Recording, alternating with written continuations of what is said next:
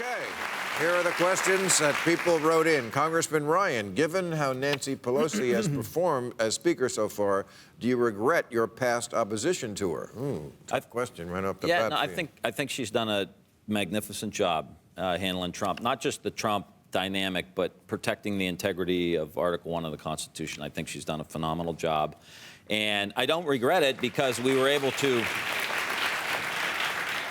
Over the last couple of years, we moved a lot of new people into leadership. Hakeem Jeffries, Catherine Clark, Ben Ray Lujan. But she was fighting? Well, we just needed to start getting some people in line, and I think we were able to do that. But I think it worked out best of both worlds. Nayyera, does the drumbeat by the Trump administration to go to war with Iran remind you of the lead up to the Iraq War?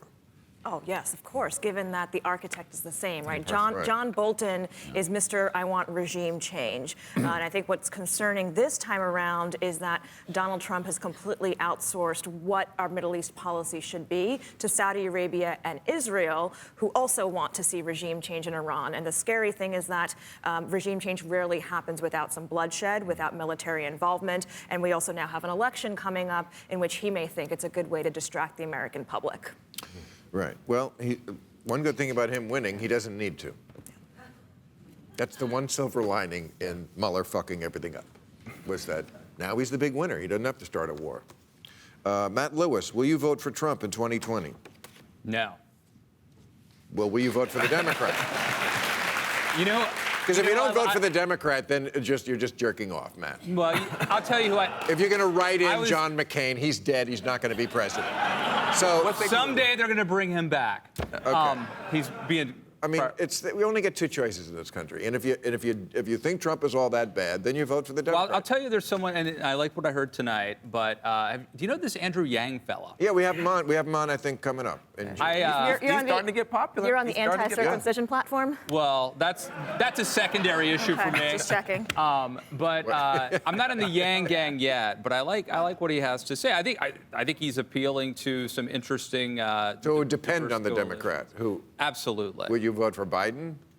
No. No? No. Donald Trump versus Joe Biden, and you're going to take a pass. What state do you live in? I live in Virginia.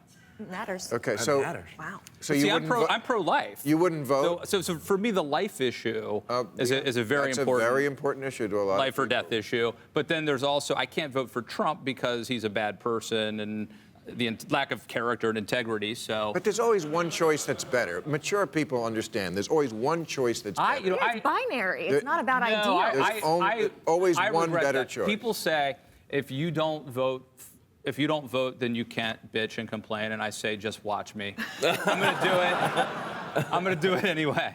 Okay. Now that we know Michael Cohen helped Jerry Falwell with blackmail photos, do you think Trump has something on other clients like Sean Hannity? Well, I mean, I don't know if they even know this story, but yes, Michael Cohen, it came out from Tom Arnold. Tom Arnold, yes, that Tom Arnold, befriended Michael Cohen in this recent period before Michael Cohen went to jail, which I think was today. Right. And only like a month ago, Michael Cohen said, I love this, Trump, not only is he probably a blackmailer, he lends out Michael Cohen as a blackmailer. And so Jerry Falwell Jr. is getting blackmailed by some guy, we don't know who. Yeah, with like Trump, racy photographs. Racy photographs. Michael Cohen comes in and says, I took care of it, except I kept one picture.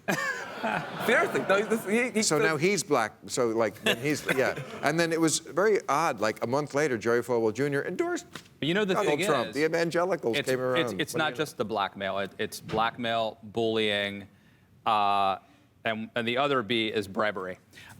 Because if you watch the way that Trump actually gained, bribery is maybe a harsh word for this, but when Donald Trump was first thinking about running for the Republican nomination, the Trump Foundation started making donations to groups. I think $50,000 to CPAC.